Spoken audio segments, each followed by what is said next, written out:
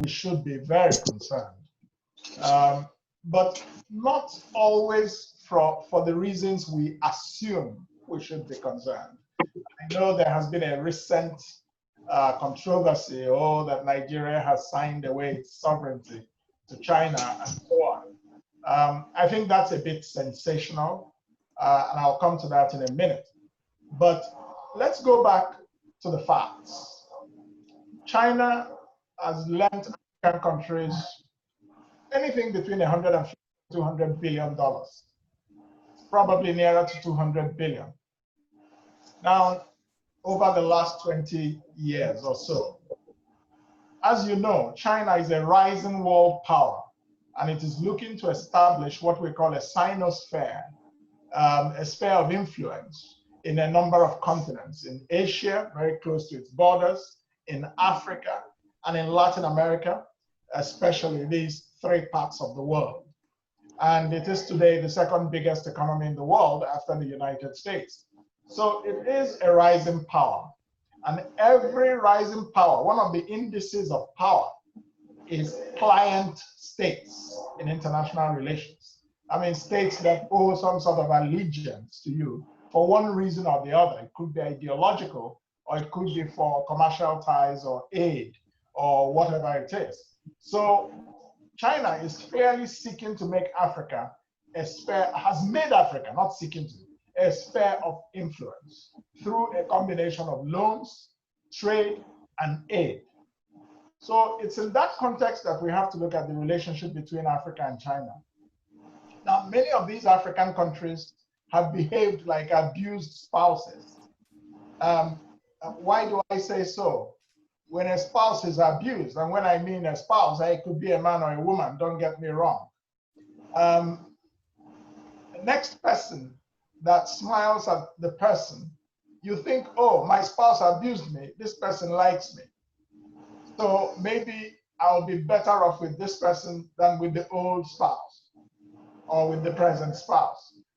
This is the psychology that led Africa into the embrace of China, because African countries were frustrated with their relationships with the Western world and felt that China was now offering them support unconditionally, quote unquote, unconditionally, not asking questions about human rights violations, not asking any ideological questions, just business to business.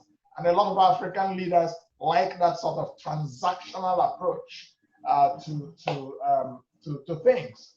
So many countries have gone, and of course, China also sweetened this approach by making Africa feel that we were brothers. There was a solidarity between the two of us against the West.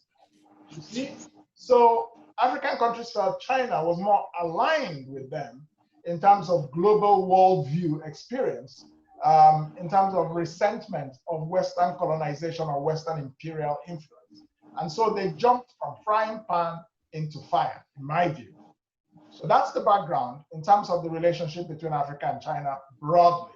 Now with COVID, with the coronavirus, many of these loans that China has given out under its Silk and Belt initiative have gone bad.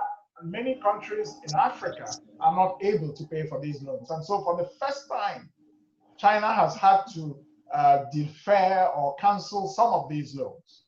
So, but that's because of the extraordinary circumstances of the coronavirus. Coming to Nigeria specifically, Nigeria is owing China officially, according to the Debt Management Office, the DMO, $3.1 billion. So that's the total stock of debt. You know, Nigeria's total debt is about $90 billion, of which foreign debt is $35 billion. So this $3.1 billion is 3% of Nigeria's total debt and about 10% of Nigeria's foreign debt. What are the terms of these loans? On the face of it, they look very attractive. They are concessional loans, 2.5% annual interest, payable over 20 years, a tenor of 20 years, and with a 7-year moratorium. So if you look at this kind of deal on the surface, it looks good. But when you go deeper, there are many problems. The number one problem is not a problem just about Nigeria's loans to China. The number one problem is Nigeria's broader external indebtedness. Nigeria is essentially walking into a sovereign debt crisis when you consider that we now spend virtually all that we earn servicing foreign debt. Let me give you an example to illustrate this. In Q1 of 2020, that's the period from January to March, Nigeria's total, federal government's total retained revenues were about 950 billion naira. But we spent 943 billion servicing external debt. That's about 99%. Out of every 1 naira the federal government of Nigeria earned, it spent 99 kobo servicing debt. Is a country that is on this kind of path fiscally viable? I think not. We're taking more and more of these loans, and we're told by the debt management office that it's all okay. Our debt to GDP ratio is under control, is below 30%, but that doesn't matter. What matters for a country like Nigeria is the debt service to GDP ratio. What portion of your revenues, debt service to revenue ratio. What portion of your revenue are you spending servicing debt? That's what matters, not debt service to GDP, especially because our tax to GDP ratio is very low. Taxation doesn't form part of our revenues in any serious sense. It's just about 6%, one of the lowest in Africa and in the world generally. So what is our revenue? It's basically oil. And especially when you look at the foreign currency part of that revenue, 90% of it is from crude oil sales. So when those revenues are plunging, then that's a huge risk. But your debt obligations are fixed. So if there's such a serious mismatch between what you're earning and what you have to pay those you're owing, then you have a crisis. And that's what's the real problem for Nigeria today with its loans from China. I can go into other aspects. There are at least 7 or 8 major problems that I think we should bear in mind when looking at Nigeria's loans from China. If you want, I can go ahead. If you want me to stop and you have anything to say or questions, that's fine. Thank you very much for this fine introduction, Prof. We are happy that you have given us this background. Now, one of the issues that have come up recently is the terms of those loans we are receiving. Let me give an example of one of those terms that Nigerians are concerned about. Yes. One of the loans obtained by Nigeria from China for railway construction in the country, one of the clauses have this to say: the borrower, Nigeria, hereby irrevocably waives any immunity on the grounds of sovereign or otherwise for itself or its property in connection with any arbitration proceeding, pursuant to Article 8.5 thereof, with the enforcement of any arbitral award pursuant thereto, except for the military assets and diplomatic assets. Now, the public reading of these clauses is that if for any reason Nigeria fails to pay back this loan, Nigeria will be ceding her sovereignty to China. Well, let me stop here. Let me allow you to give your own interpretation of this clause. Okay. Of course, I think any layman reading that would be concerned. But I want to caution that there may be a bit of sensationalism here. First of all, Nigeria tries to be prompt and punctual in servicing its external debt obligations, even to the extent that they are included as part of the budget's recurrent expenditure. In that sense, Nigeria at least for a creditor, is not a bad borrower. Whether that is a good thing for the citizens of Nigeria is, of course, a different discussion. But we're now talking about the terms relative to the borrower and the lender.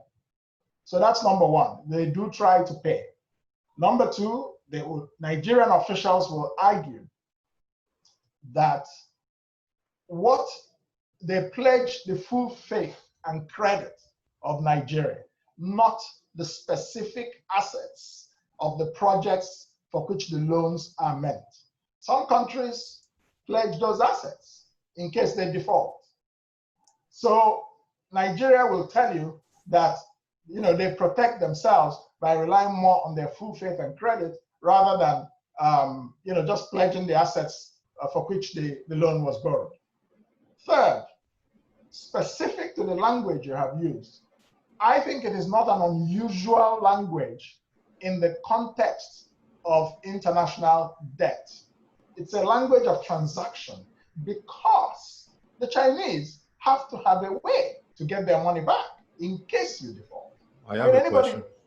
Anybody who is lending money must have a way of getting his or her money back if it's a proper legal commercial transaction. So what has happened here is that basically Nigeria is saying that if there's a problem and they go to arbitration, you don't know what the arbitral tribunal will award China as a way of getting its money back.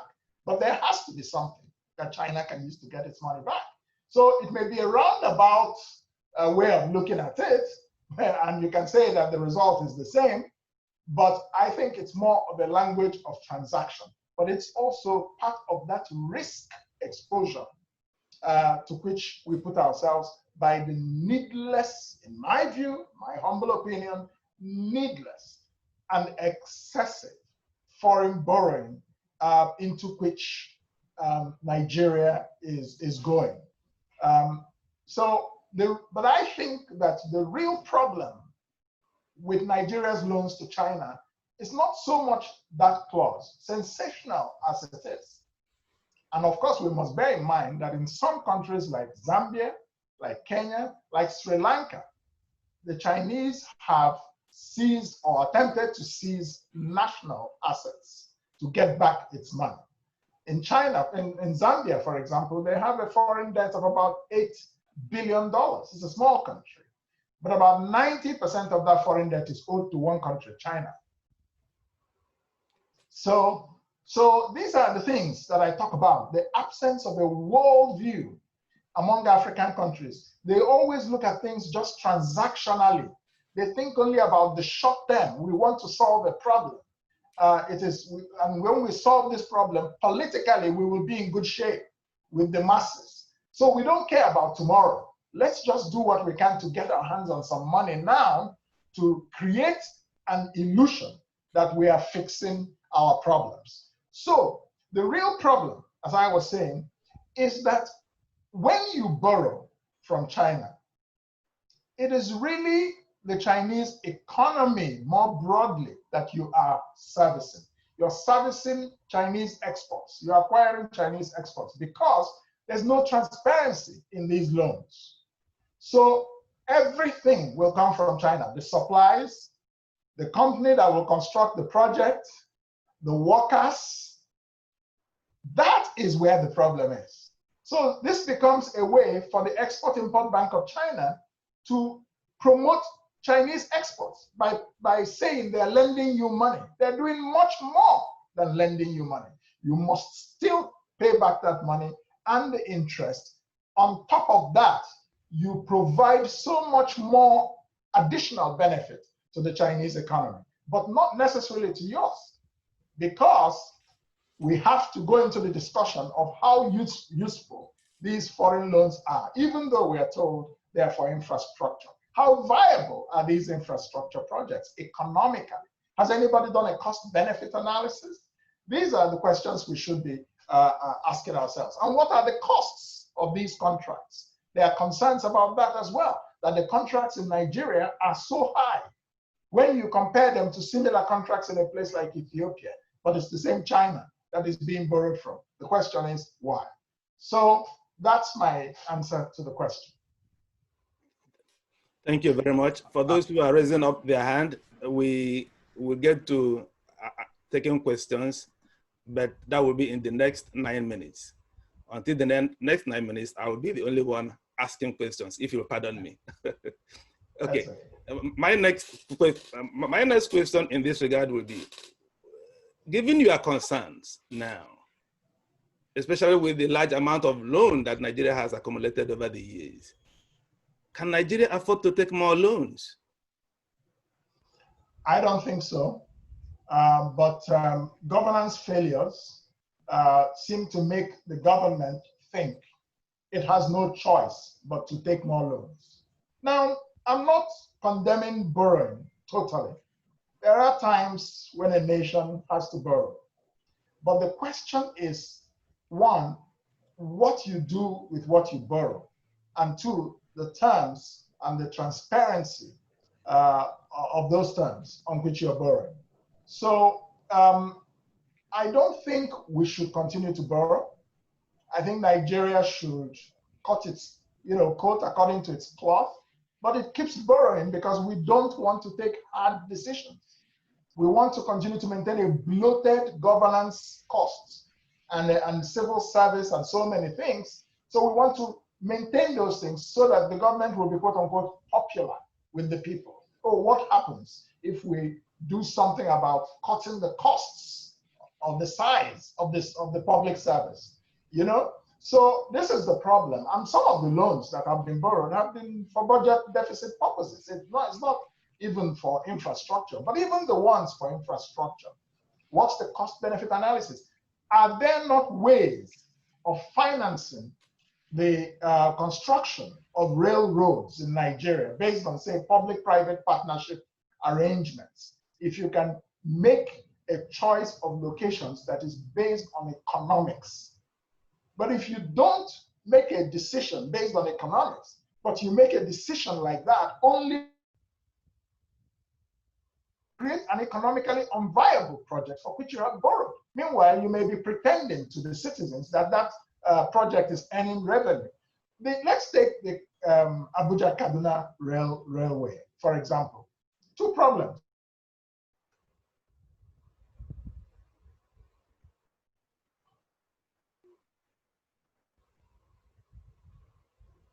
Right? That's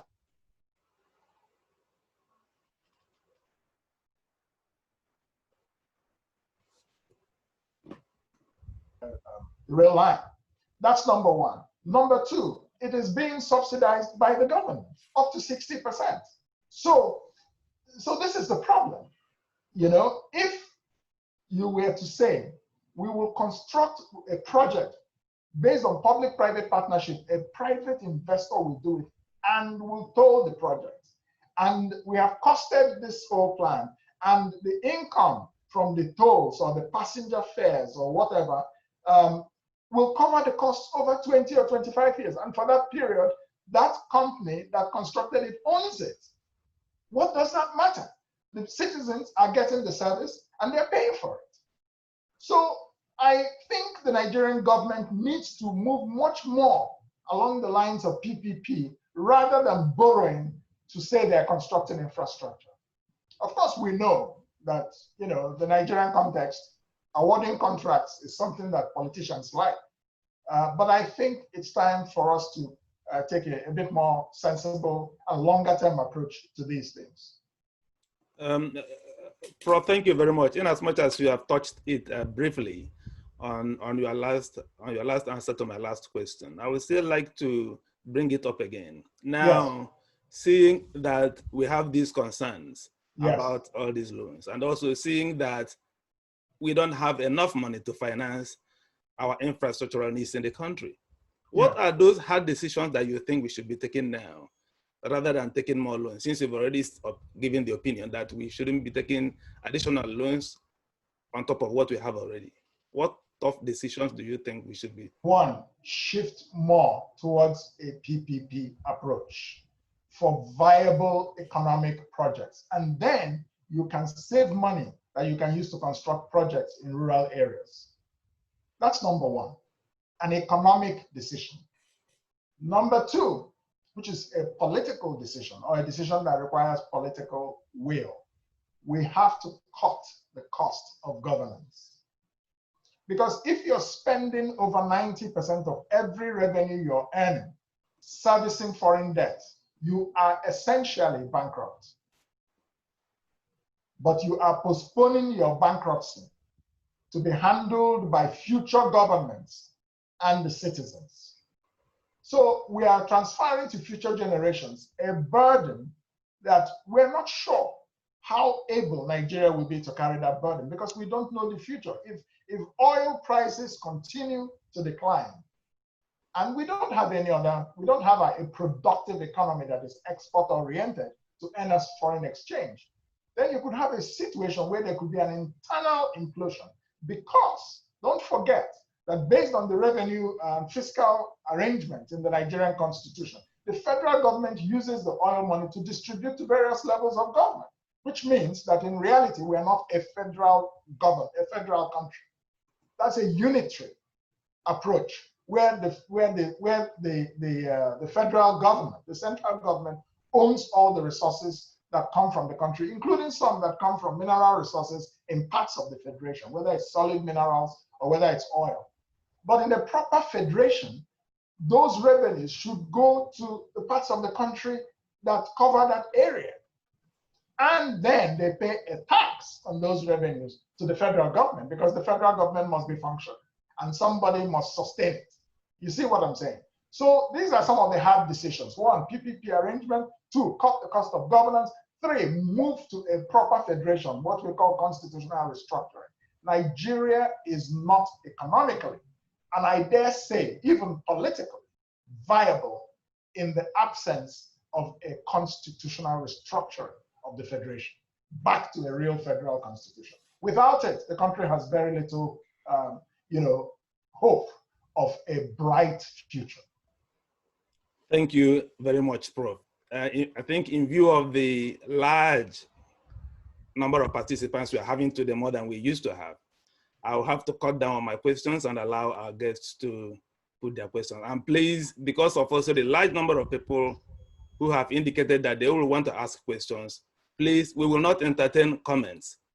We wouldn't want you to give your own comments on the topic. Just ask questions, please, so that everybody, let's see how much of the questions we will have to take from Prof, because it is not always that we have someone like Prof around. So like the Igbos will say, let us get all the fruits we need from Doji, because we don't know when we are having him back.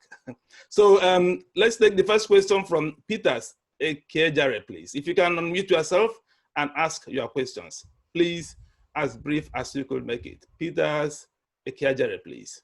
If you can unmute yourself and also start your video. Peters Ekejare, can you please unmute yourself?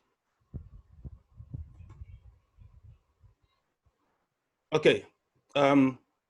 Otumba Olabode, please. Osiana, can you unmute yourself and ask your question?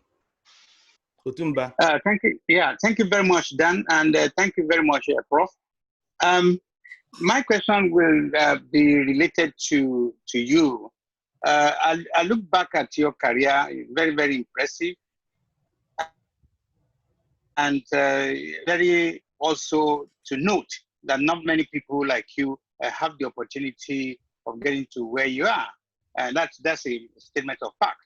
Having said that, all these problems Nigeria is having, and especially that is now taking its toll on Nigerians.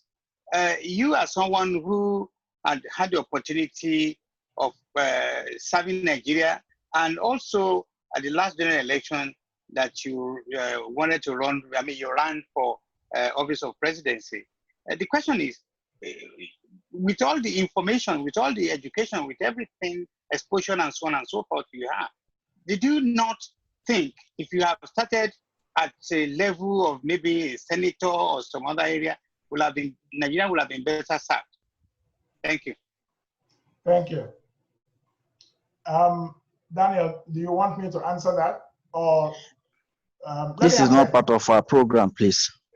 Well, I was about to say that this is not exactly related to... Exactly, the topic.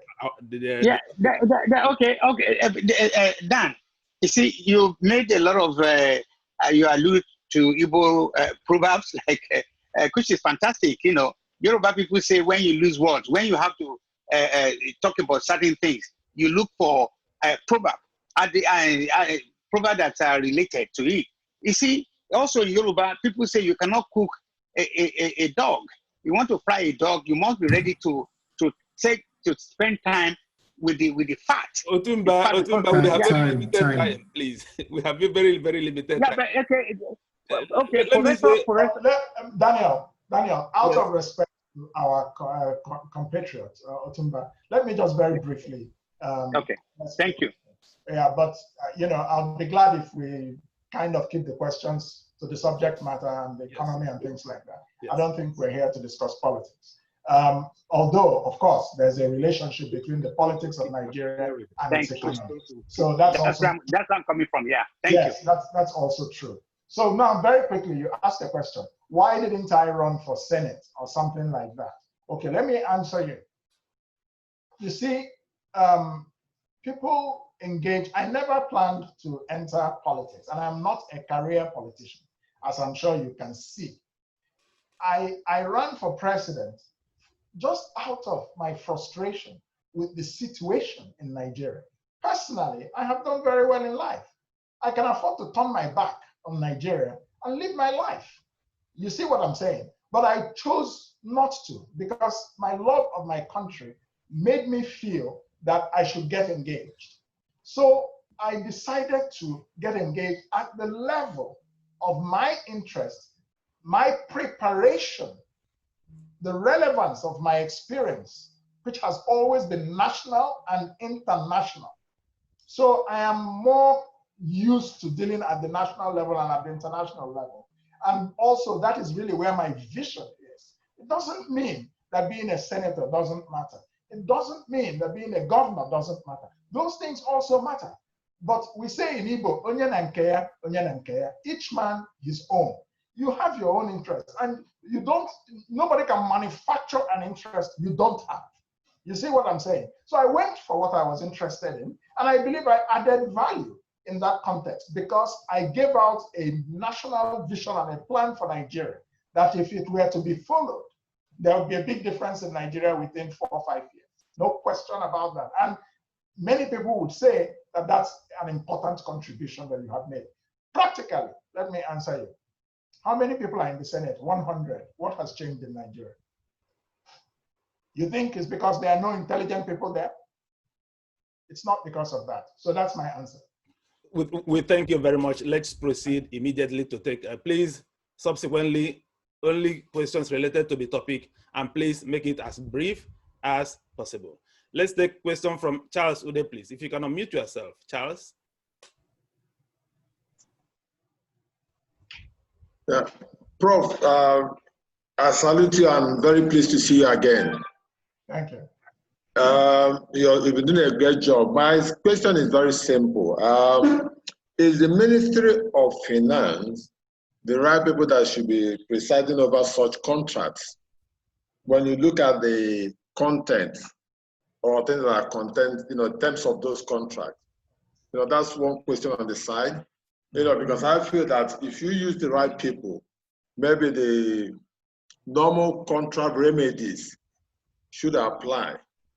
Before the Chinese people can even take over any assets, I was saying my thoughts are that our courts should first determine if there are breaches before we, So I just wanted to clarify that aspect for me, Prof.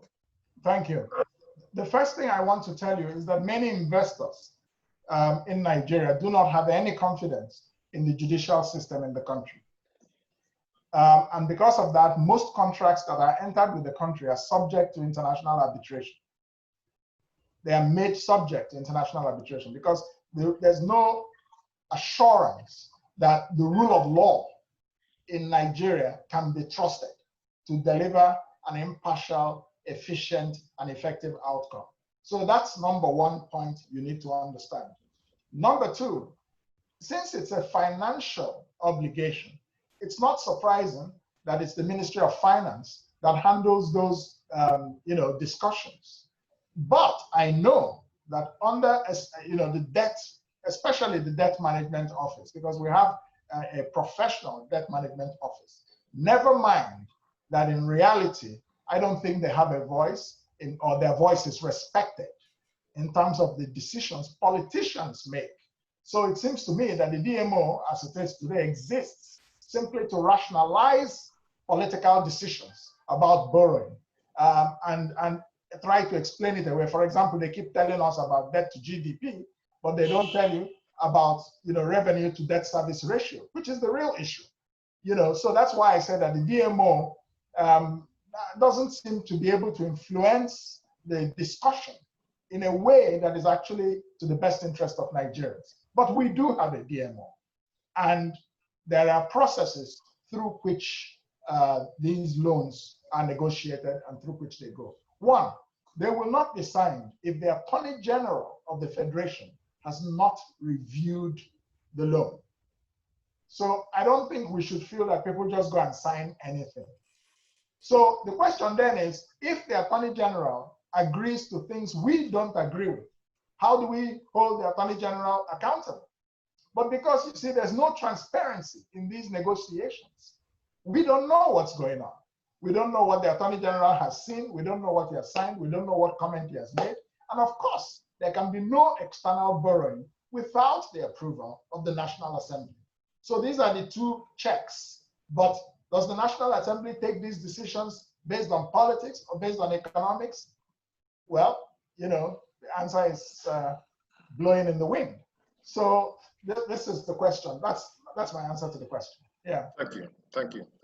We thank you very much, Prof. We take another question immediately from Afiz Adebayo, please. Afiz, can you unmute yourself and ask your question? Good evening, Mr. Dan. Good evening.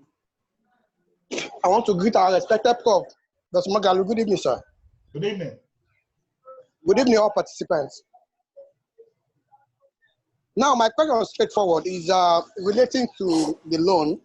Now, Prof, looking at the content of the contract, okay, the clause in particular that we share stipulates that Nigeria is conceding or ceding its sovereignty to the Republic of China should there be default relating to the project. Okay. Now, as an expert, is there a reason for Nigerians to be concerned? That is one. Okay. Then secondly, I want to ask Prof, if you are in charge of the affair of this nation, relating to this contract, what will you do differently and how will you do it to the best interest of Nigeria and Nigerians? Thank you, sir. Well, first of all, that's a hypothetical, but let me answer the question. If I were to be the one, deciding on these things, first of all, I would not go for those loans. I would reform the revenue system in Nigeria to give the federal government enough revenue and taxes, and there's so many unexploited possibilities.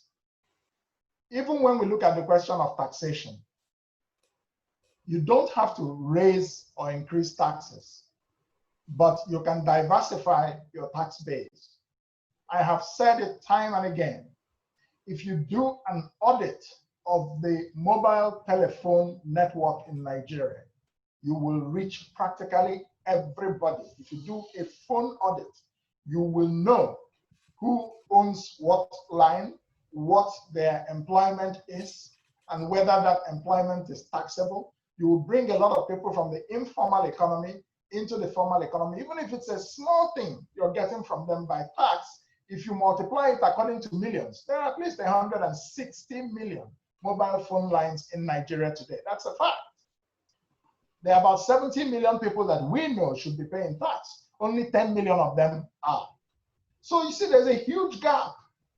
that we can go to and get, even if it's 10, 10 or 100, whatever it is. If you multiply that, the revenue from there is huge. So that would be my approach if I were to be. I would not be just looking for where to borrow money. No, I'll be looking for how to create wealth for the nation internally. So that's number one. Number two, if going beyond that, and I had to go into such a contract, I would negotiate it very differently. And the first thing I would insist on that contract, first of all, we would do a competitive bidding. I would not agree to borrowing money from you, and your company must be the one to do the job. That's gone beyond borrowing money. That is just trading your independence away. That's what it is. I would never get into a contract like that. So, and this is the problem that many African countries have with China. They are not able to assert themselves in negotiations with China. Let us say that I were to agree in any event that a Chinese company would build it. We will do a comparative cost analysis. We will go to Ethiopia and other countries and check the costs. And I would not allow that all the supplies and all the labor and everything has to come from China. It means that there's no real benefit for my own country when people are looking for jobs. When people are looking for jobs. So it's a question of the mindset you come to these discussions with. I think that's what matters. So I've taken you through a number of hypotheticals. One, would I even go, massively borrowing on behalf of Nigeria? No, I wouldn't, because I would apply my mind to what are the alternatives. Because I know that the implications of these endless loans for the people of Nigeria are not necessarily the best. So this is how I would look at it at various levels. We thank you, Prof. We have less than 5 minutes remaining for this discussion. So I'll call on Buje Daniel, please, to ask his question. If you quickly unmute yourself and ask your question. Buje Daniel, please. Thank you, sir. Thank you, sir, Daniel, for giving me the opportunity. Sir, as a young person, I'm very concerned about some of the things you raised. And maybe these are the confusions that our leaders are failing to tell our people. One of them is the debt service to revenue ratio. You are absolutely right, because last month, the Minister of Finance said the debt to ratio is 99%. But many Nigerians don't understand what it is. So what does it mean to have a good debt service to revenue ratio when taking loan? And sir, please explain why it is important that the principal, the interest, and a good accounting or auditing export revenue is important before you take a loan. I feel that when this is said, this will help us better understand. I clearly get your point, and I hope Nigerians are listening. Thank you, Elombah TV. This is a wonderful presentation, and God bless you. Thank you. Yeah, thank you. Thank you. I think, if I got you correctly, on the question of revenue to debt service ratio, I explained it very simply. A revenue to debt service ratio of 99% means that if every 1 naira you earn, 99 kobo is going to servicing the loan, not even paying back the full loan, but mostly servicing the interest. So that's just not good. And I don't think it takes it doesn't take rocket science to understand that this is not a good situation. The World Bank tells us, they're experts on these things, that the revenue to debt service ratio ideally should not be more than 22.5% for any country. So it's not a very good idea to be paying more than 1/4 of any 1 naira you're earning servicing debt. So number two, before you borrow, you have to look at the purpose for which you're borrowing and the economic viability. There is no thorough exercise I know that takes place in Nigeria assessing the economic viability and revenue potential of projects for foreign loans. We have even seen that some of the foreign loans, $500 million, that are being proposed to digitize NTA and these types of things, you know. So you have to question about the economic viability. And that's why I say that we all need infrastructure. Everybody knows. But why don't you use the PPP approach instead of borrowing for every dollar you want? Nigeria is a huge country with 200 million people. Everybody knows it's a great market. If the enabling conditions were to be created, a lot of investors will come into that country, they will make money, but we too will get the benefit. You see what I'm saying? So it's not a country of 500,000 people that investors have to worry. If I come and invest there, how do I get my money back? No. So it's a question of the political will of the government. It's a question of the competence of economic management, which determines the approach. But everything in Nigeria is managed from the basis of politics. There's very little rational thinking that goes into many of these decisions. They're decided mainly on politics. And while we're on politics, let me say something. It is very interesting that virtually all of these projects are in 2 parts of the country or 3 parts of the country. There is little or no project in the southeast of Nigeria from these loans. Does it mean that the people of the southeast do not contribute any taxes to the federal government, which are being used to pay these loans? You know the answer. That's not true. They are being taxed. Can you have taxation without representation? Wasn't that what led to the Boston Tea Party and the revolution in America? So this is the thing. So everything is just about politics. And even when you're doing the politics, it's done in a certain way that is a bit skewed and creates more political problems. But the more important thing for me, from an economic point of view, is the economic viability of the projects and the economics of it all. The economics of it all is just not right to me. But the politicians are our masters. So. Well, thank you very much, Prof. We're gradually coming to the end of this conversation. So what we can do now is simply to take all the questions at once, and then you use it to give your concluding comments, if you don't mind. Sure. So let's call on Bashir Medugu, please. Bashir, if you can unmute yourself and ask your question. Bashir. Bashir Medugu, are you here? Can you unmute yourself, please, and ask your question? Okay. Good evening, Prof. Yes, I am. I don't know. Can you hear me? Yes. Can you hear me now? Hello, Bashir. How are you? Hello, can you hear me?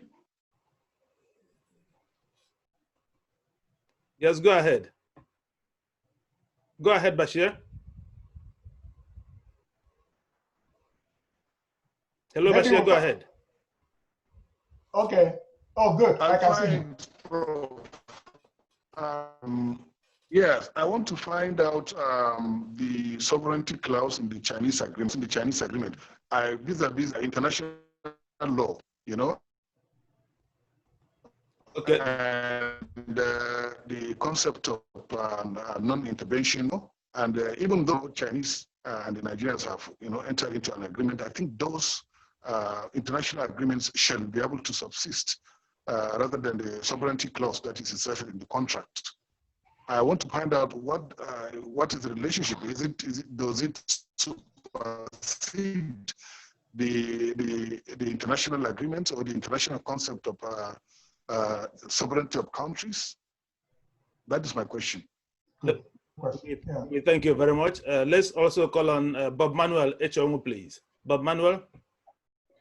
Okay, thank you, Mr. Elombah. Thank you, Professor, for your wonderful positions on these loan issues.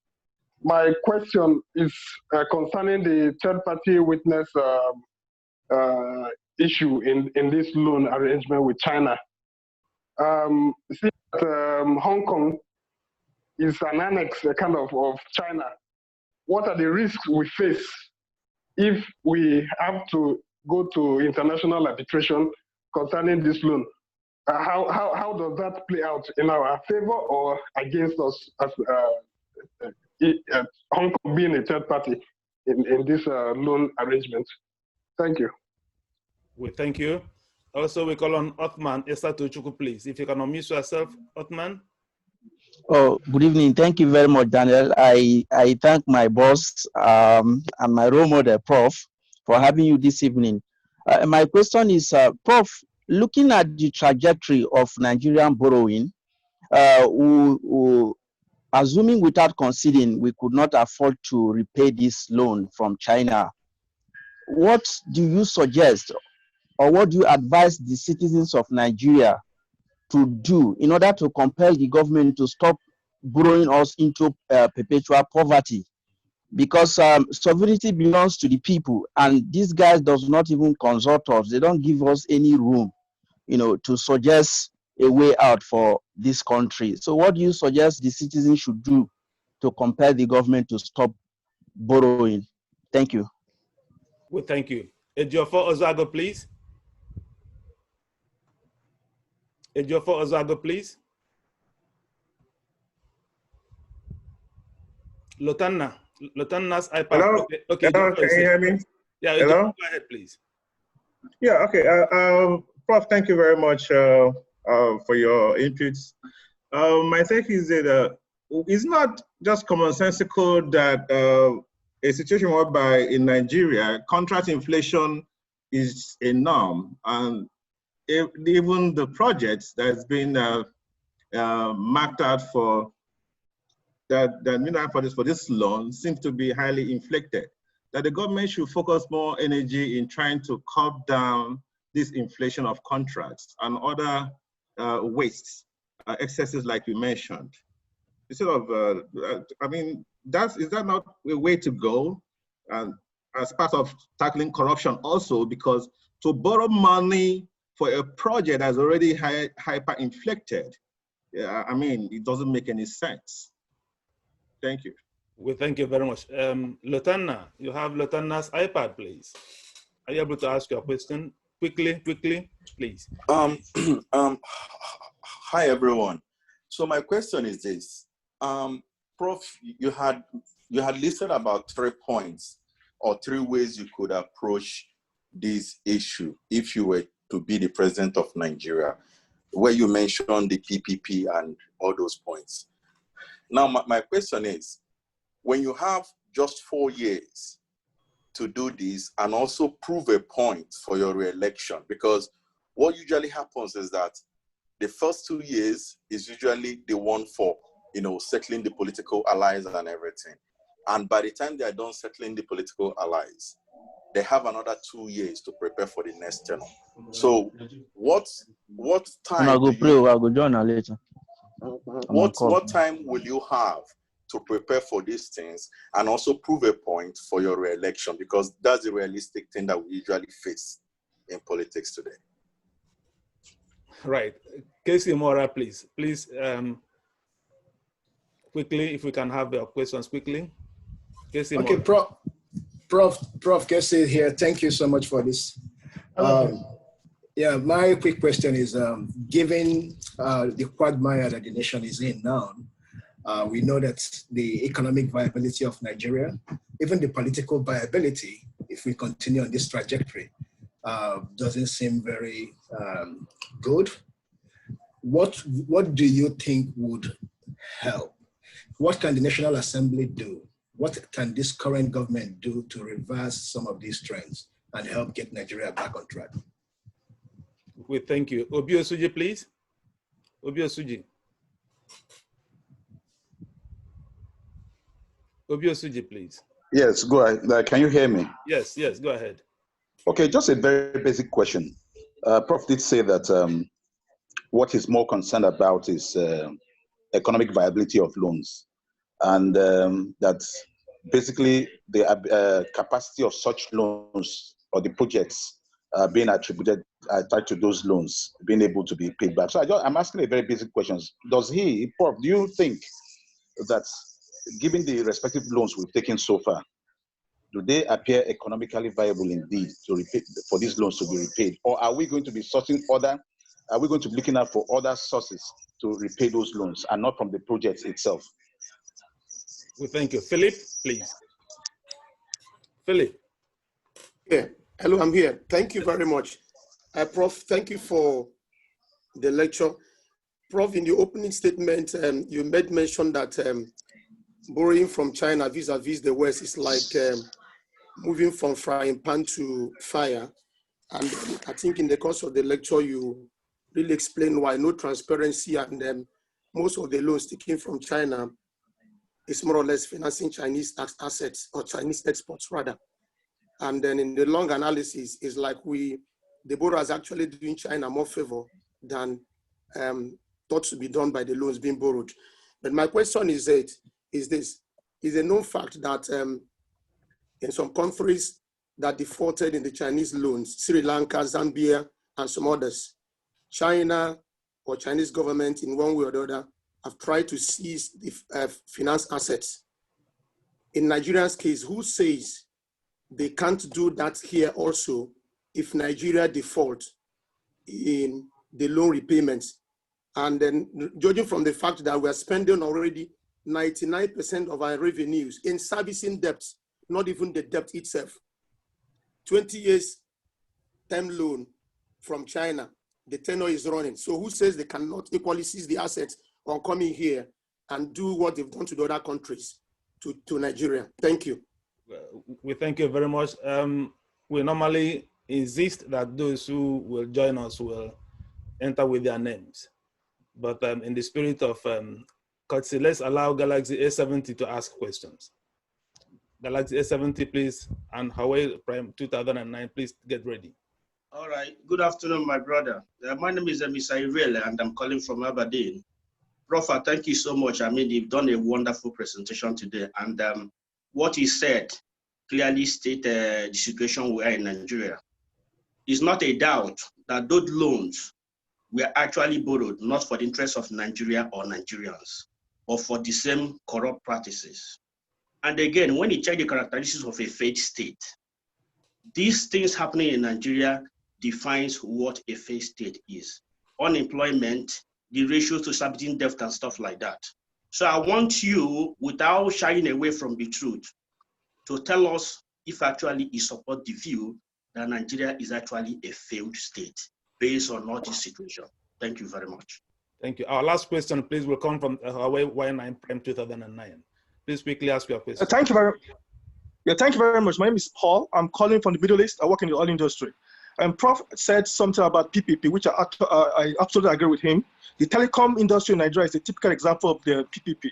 So what is his view in extending the full deregulation of telecom into the downstream of the oil and gas industry? Because that has been a big problem. Secondly, he also said that the recurring expenditure is one of the big problems in government. So it means that government is basically too large. So what is his view on switching from the bogus and expensive presidential style of government to the much more smaller parliamentary system of government, which is smaller, less expensive, and less corrupt? The kind of system that is practiced in the United Kingdom, where I'm based into. Thank you. Well, thank you very much, Prof. You are. Let's see how much justice you will be able to do to those questions before we round up. Yeah, it's a lot of questions, and I'll just try and give very short one-line answers. Yes. Yeah. Starting with the sovereignty clause. Every country has sovereignty in international law. That is one of the attributes of statehood. That is why you can send ambassadors and receive ambassadors, and you can have diplomatic immunities because you represent a sovereign if you're an ambassador, and so on and so forth. Now, but in reality, I find in international law, and I'm an international lawyer in addition to being a political economist, I have found that there are sovereigns with a small s, and there are sovereigns with a capital S. So sovereigns are not equal in the international system. And because some countries have the indices of power, they have the economic strength, they have technology, and they have military strength, they are far more able to protect their sovereignty than smaller countries. If, for example, a small country has a permanent mission at the UN in New York, where I used to work, but cannot pay its rent, and its rent is being paid by some big country, can you seriously assert your sovereignty to that country? If you're dependent on foreign aid, can you seriously assert your sovereignty to the country that you depend on for aid? So let me just say that the sovereignty of many African countries is seriously qualified, even by the realities of the international system today. Second, you can, by your own contractual actions, derogate from your sovereignty. It is your decision. Either you have made it willingly, or you have been coerced into doing so, or you have been conned into doing so. Whichever one it is, we don't know. So for example, if you look at this agreement, it's not a direct ceding of Nigeria's assets. But as I have told you, it is normal in contracts that there will be provisions for some sort of dispute resolution in case a dispute arises. And because foreign investors don't trust the Nigerian judicial system, they tend to go for international arbitrations. Now, you could negotiate that clause, and there could be, and whatever arbitral award that the arbitration rules on, you're bound to pay it because you entered into the contract. But is it necessary for you to agree that an arbitration award could be an attachment on your assets with only 2 or 3 exceptions, maybe military assets? That means that if the arbitration rules in the favor of China, either directly that you have to pay a certain sum and you cannot pay that sum, they can come in and take those assets. Or the arbitration can rule that you should give up those assets. So you have signed it in the contract. So it's a kind of, is a waiver of sovereign immunity, an express waiver, actually. So that's my answer to Bashir. There are different ways that this contract could have been negotiated without violating the basic principle that the Chinese are entitled to judicial recourse if something goes wrong. It's a contract. So you can't say, I'll take a loan and there's nothing I should be prepared to give up if I can't pay my loan. You cannot take that position. So this is the balance of positions. And I hope I have tried to address your question. Now, somebody said, somebody talked about Hong Kong. I'm not very clear.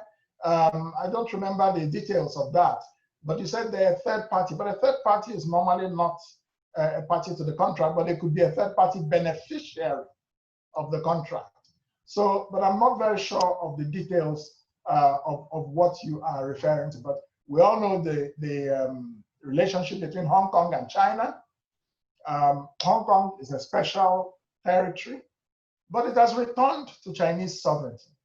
It was independent for 99 years, and you know that actually the Opium Wars of 1839 and a few years going forward, where the British captured Hong Kong, and the humiliation that the British capture of Hong Kong, and where they signed a treaty that Britain will take Hong Kong for 100 years, we know that that humiliation is one of the reasons that gave rise to the Chinese worldview of the rise of China. We will rise. We have a chip on our shoulder. We will not be humiliated again in international affairs, the way the British did when we lost the Opium War. We will become a world power and overtake the British. So just speaking about Hong Kong, it's important to understand how Hong Kong plays in the psychology of China.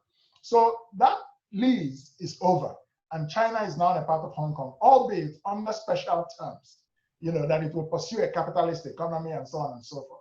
So it could be a third party beneficiary from this contract, but like I said, I'm not very clear of the details of that. Somebody said, what should citizens do? The problem we have in Nigeria is that we don't hold our governments accountable as citizens. I remind you that in the early 1960s, there was a pact that the Nigerian government signed with, I think it was the British government, yeah, on something to do with some military base or something. Defense agreement. Yes, but Nigerians rose up in the 1960s and protested against that agreement. So people were even more aware then than today Today, a lot of things are happening and our citizens have been suppressed. They have been cowed into silence. And that's largely because of the economic problems that people are facing. So they focus on, on just their livelihood. Some people focus on watching DB Niger to just pass away the time and get a lot of entertainment to drown their sorrows, So we are in a state of anarchy, no question about it. So it appears that the power of the people to stand up for their rights, when Aba women protested as far back as how many decades ago, it seems that that power is going lower and lower and lower and becoming smaller and smaller. That's a shame that as time passes in Nigeria, the citizens become weaker and weaker instead of becoming stronger and stronger. So, but I think the citizens should educate themselves and assert themselves. People always say, oh, the police will shoot us, the police will kill us. If 1 million people come out into the streets, let's just say, in a peaceful protest, peaceful, not violent, there's nothing the police can do about it because it is your right to protest, as we have seen with the Black Lives Matter, and so on. So I think the citizens also disempower themselves and give themselves a lot of excuses. Contract inflation is a norm. How should it be fought? Of course it should be fought. I have proposed a strategy. When I ran in 2019, I gave out a clear way to fight corruption in Nigeria. And there are a number of plans, one of which is transparency about contracts. If you maintain an electronic database of every item on the market, and you maintain it in an internet or some database, and it is constantly updated, and every contract is subjected to that database in terms of the pricing. And if the prices of any component are more than 30% of the current price, you know that there is mago-mago. You know that there is contract inflation going on. Now, of course, the contractor must make profit. That's why I give the 30% margin. The contractor is not an NGO. So we need to take this approach to fighting corruption. So it's a more preventive approach. Then, of course, there are issues of impartial accountability. There are issues of paying civil servants a proper living wage, and so on. And then there are issues of leadership. So fighting corruption is a complex issue, but accountability and transparency is a very important part of what we should bring to fighting corruption in order to reduce the inflation of contracts. Someone said 4-year term for re-election.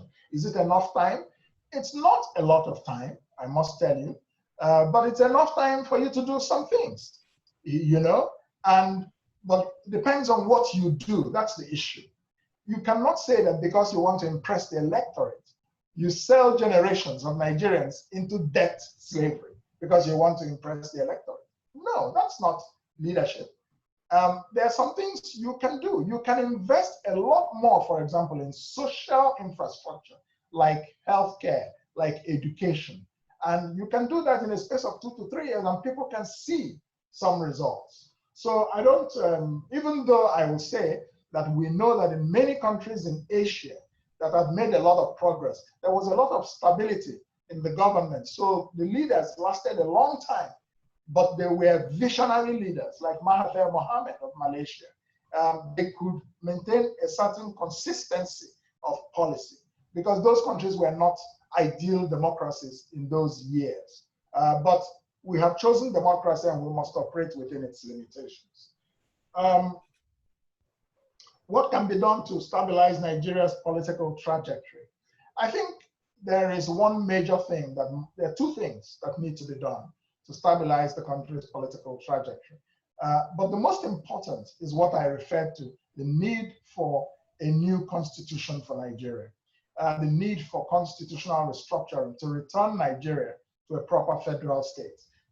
It's a very big country, and that's why it was designed as a federation when we gained independence. And regardless of the challenges, if it had not been for the unfortunate military interventions, I think we would have matured more as a democracy. So I think we have to return to a proper federation so that different parts of the country can develop at their own pace, and there can be even competitive development. So constitutional restructuring, and then addressing issues of nation building, equity and justice. You know, what is good for the goose is good for the gander. If you allow any part of the country to feel that they're being marginalized or they're being subjugated, different kinds of agitations will arise, whether it's in the Niger Delta, whether it's in the Middle Belt, whether it's in the Southeast, you know, and these things draw away from the strength of a country. But that's because the leadership of the political elite has allowed this situation to develop. So it's a failure of leadership that we're suffering from. Do I think the loans that we've taken are viable? Obviously, from my presentation, you can see that I don't think so. So I don't think I'll dwell too much on that. Who says Nigeria can't seize Nigeria's assets like in Sri Lanka? Well, not in a direct way, they can't. They can only do it if that happens within the context of an arbitral award. So that is, the contract deflected that possibility only as an outcome of an arbitration, not as a direct possibility. So, but it is possible, you know, in a certain scenario that such a thing could happen if an arbitral award were given and could not be paid, for example. So then deregulation. I believe that we should not only privatize, but we should deregulate. And the telecom industry certainly is a very good example of what we can achieve in our economy if we privatize and deregulate. You know, so, and that's a big achievement. I think that was recorded under the era of Olusegun Obasanjo. Many institutions were created in that era. A lot of economic reforms were undertaken, including, by the way, a cancellation of Nigeria's foreign debt of about $30 billion, $18 billion repaid, $12 billion canceled. So, you know, we know that that was a very huge achievement. And now we are back to a debt crisis again, which is a little bit disappointing. Now, presidential or parliamentary system. Well, it's an ongoing debate. The presidential system has its advantages, a bit more stable, but very expensive. And we have not run it with the maturity with which some other countries have run it. Now, there are different variations of a presidential system that we could still use, like in France, where you have a president and a prime minister, you know, and there's a certain type of division of powers. The president having more powers, but the prime minister kind of managing the government on a day-to-day basis.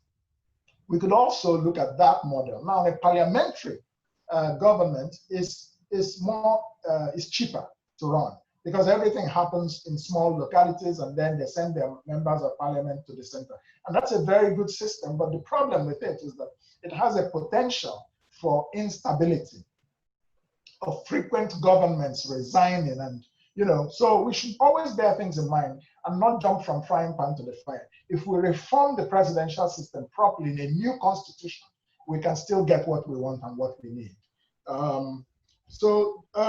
Failed state. I think that is a very interesting question. Is Nigeria a failed state? Now, let me answer that question very honestly. Nigeria is a distressed state. That's clear to me. Has it failed completely? I wouldn't say so. But is it on track to fail if some fundamental changes are not made? I think that seems to be the case. You know, so I even saw this morning that some Wikipedia had sort of added Nigeria to its list of failed states. But you know, you can question that designation. But I think clearly Nigeria is distressed. There's no doubt about it. It's politically distressed. It's economically distressed. It's foundationally distressed. So it's all about our political will to come together and discuss the terms of the Nigerian Union and how it can work for every part of the country. We should not make any assumptions. People who talk about, oh, one Nigeria, one indivisible, one indissoluble union, they should be aware of history. That there are many countries that started out as one entity, but did not remain so. Yugoslavia, Soviet Union, India and Pakistan, Czechoslovakia, Czech and Slovakia. So many countries, there's no inevitability. But in many of these cases, some it happens through war. In the case of Slovakia and in the case of Czechoslovakia, it was a peaceful division. Nigerians should be honest with themselves and decide if they want to really be a nation and not just a country in name. That has always been my argument. I think we could be a very powerful, big, and strong country as Nigeria, but we have to have a soul. And that means that we have to have a common purpose and a common vision of the future for all of us, something that rises above the level of the things that divide us. That's a challenge of leadership that we need to meet. But we should be painfully aware of what the consequences could be if we fail to do so and stop deluding ourselves. So I think I've touched on every question. Yeah, thank you. Wow, Prof, we can spend the whole night listening to you. And I must say, this topic and your presence has generated one of the most excitements I have observed in this program. There are still many questions being asked. There are still many hands being raised. And unfortunately, we cannot take any more questions. We thought this would last for only 45 minutes, but we have now stayed here for more than 70 minutes, unfortunately. So what we can do is, there are so many comments here, Prof, but I cannot read up, but let me just read one before you go. Emmanuel Osai, Wire said, he's still raising up his hand, but unfortunately we cannot take any more hand. He said, in my humble opinion, being referred to as Prof doesn't do you justice because of the disconnect between the university and the industry. Professors are people who just lecture and write papers that gather dust. So calling you Prof doesn't do you justice. And finally, he suggested, I will not read all, he said, will you consider dropping that title? Because what you have said us is far removed from the classroom. This is practical. Well, I want to tell you that in 2015, I was appointed a professor of practice in public policy at the Fletcher School of Law and Diplomacy at Tufts University. Now, in academia, there is, especially in the United States, there's the theoretical professor and there is the professor of practice. The professor of practice is somebody who has established a track record of leadership and so brings that experience together with intellectual knowledge together into a classroom. So I was a professor of practice. If that is any consolation to you, I'm not just some theoretician. Yeah, thank you. I thank you very much. I mean, you can call me Kingsley Moghalu. I'm not hung up on any title. I'm sorry. Yeah.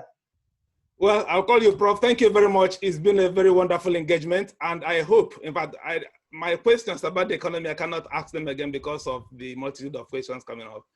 I hope you will please give us another opportunity to have you on this platform to ask our numerous questions, because one of the disappointing things about Nigeria is that the citizens have a lot of questions and they have nobody to answer those questions. The government is not able to answer these questions. If I invite a minister to be on the platform, they always give one excuse or the other to appear. And they have no press conferences from the president, no press conference from the vice president, no press conference from the prime minister. People are asking questions and nobody answering them. So please, once again, we thank you very much for honoring our invitation. And it's been a very wonderful evening. Well, thank you. Thank you for having me, Daniel. Thank you. Thank you, everyone. It was very nice to interact with everybody. I enjoyed it. Thank you. Okay. So I can leave now, I hope. Yes, thank you very much, Prof. Thank you very much. All right. Yeah.